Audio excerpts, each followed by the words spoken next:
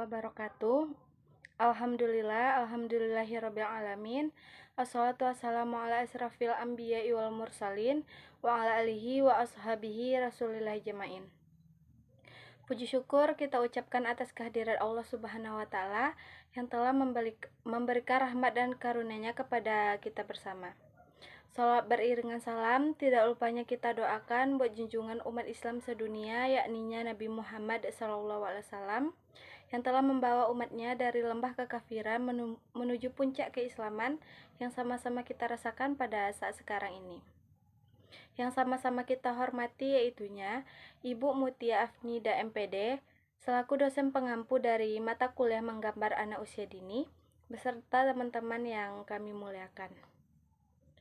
Perkenalkan, kami dari kelompok 3 yang beranggotakan Khairunisa dengan NIM 22022089, saya sendiri Sarmila Afitri dengan NIM 22022111, Ulfa Putri Elian dengan NIM 22022122, Lira Jeviantri dengan NIM 22022148, dan Niken Kumala Busti dengan NIM 22022151 akan mempresentasikan materi tentang menggambar dengan teknik usap abur.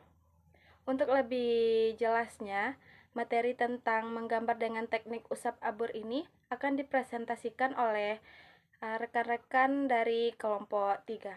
Dipersilakan kepada teman-teman untuk menyaksikan video selanjutnya. Baik, materi yang pertama akan saya sampaikan yaitu pengertian menggambar usap abur. Usap abur merupakan suatu kegiatan yang memerlukan kekuatan jari-jari tangan untuk menekan atau membentuk satu objek yang diinginkan.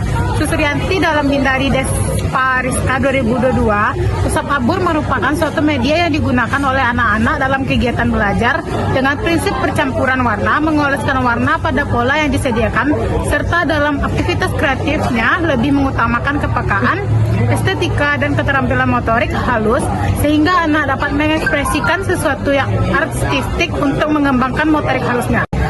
Materi yang kedua yaitu tujuan menggambar usap abur. Tujuan yang pertama yaitu melatih motorik halus anak, yang kedua meningkatkan kreativitas dan eksplorasi, yang ketiga mengenal gradasi dan warna, yang keempat yaitu memberi efek relaksasi dan ketenangan, yang kelima yaitu memberi efek relaksasi dan ketenangan, yang keenam melatih konsentrasi dan kesabaran. Sekian penyampaian materi saya kembalikan pada moderator. Baik, di sini saya akan menjelaskan manfaat menggambar usap abur. Yang pertama, mengembangkan motorik halus. Menggambar dengan teknik usap abur melibatkan gerakan jari tangan dan pergelangan yang halus saat mengusap warna di atas kertas. Yang kedua, melatih kreativitas dan imajinasi.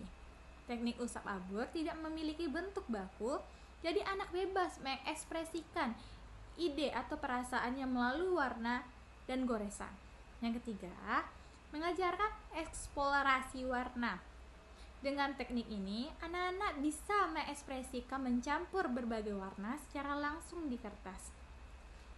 Adapun tingkat keempat, meningkatkan konsentrasi dan kesabaran. Mengusap warna dan menunggu hasil kombinasi warna menjadi pengalaman yang membutuhkan kesabaran dan ketelitian.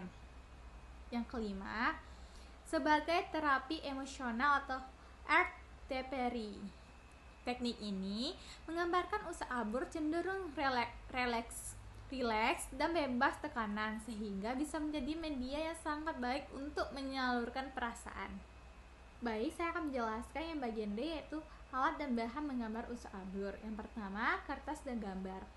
Merupakan kertas yang menjadi media utama untuk meletakkan cat atau krayon.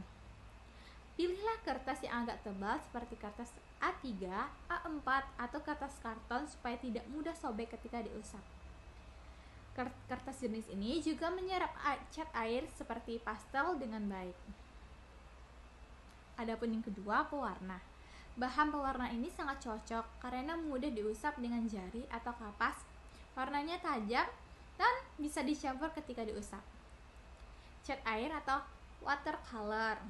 Kalau ingin hasil lebih cair dan abstrak, cat air bisa digunakan. Namun, teknik usap dengan cat air biasanya memakai tisu, kuas kering, atau kapas.